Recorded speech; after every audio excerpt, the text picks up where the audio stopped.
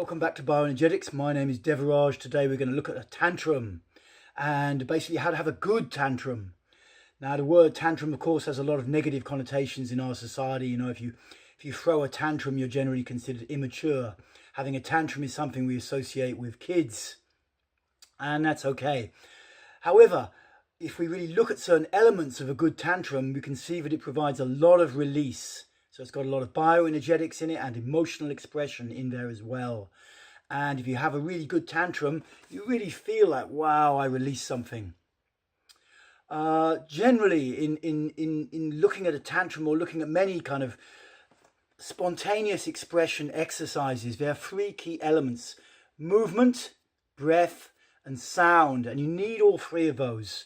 Quite often I see people in the group room when I'm working as a therapist, they get the first two, you know, they move their body and they're breathing, but they don't make sound. You know, maybe they were told as kids it was not okay to make a lot of sound. It's okay to make a lot of sound, assuming you're in a place where you can make a lot of sound, then go for it, let it out.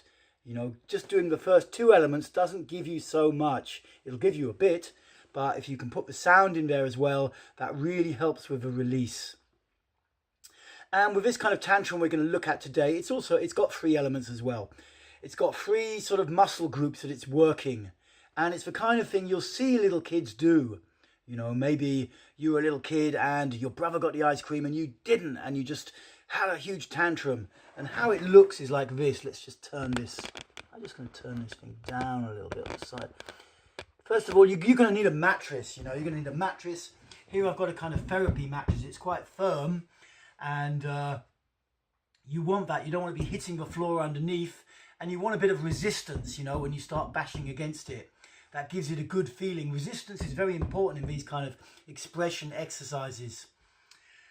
So, you know, you may want to try and get a good mattress from somewhere, or you could just use a mattress off a bed or a futon. It's also possible, you know, but ideally you want something with a bit of resistance.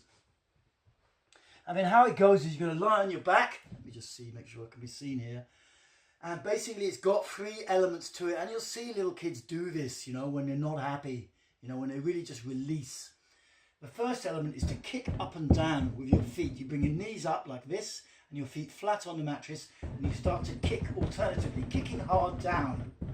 The second element is with the fists simultaneously, you go opposite. So they go up and down it's like a, yeah.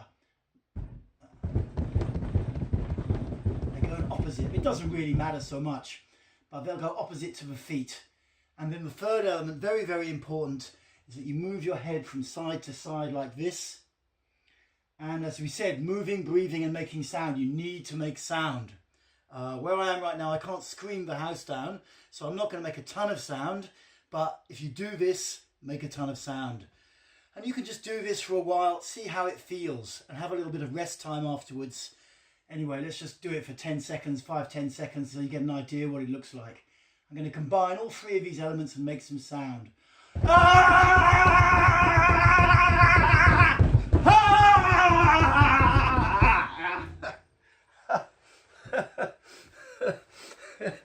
Yeah, it feels pretty good actually. It feels pretty good. You can let yourself, you know, really go for it. Make sure before you start that you're not right next to a radiator like I am here, that you're going to whack yourself in some way or hurt yourself. But practice with it, and you find you can get a lot of release from this, and spend a little bit of time just relaxing afterwards. You can always do something like the child pose in yoga. This kind of position.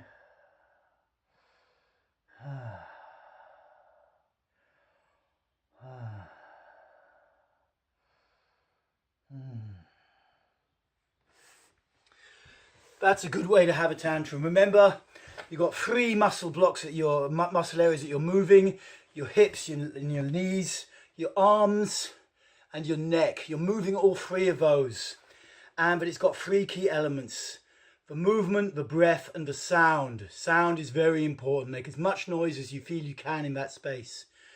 Really go for it with the sound. And generally with sound, you know, the deeper inside your body, you know, you're just doing it for the first time. Of course, you can't always access certain areas and you're kind of busy doing it and whatever. But if you're doing it a few times and you're getting experienced and used to it, Then try to make sound from down near the gut, you know, where this kind of primal knot is said to be. And there's a lot of tension around our gut center. We control our gut a lot. Okay, so that's for Tantrum. Thank you for watching, and I'll be back next week with another bioenergetic exercise. Bye for now.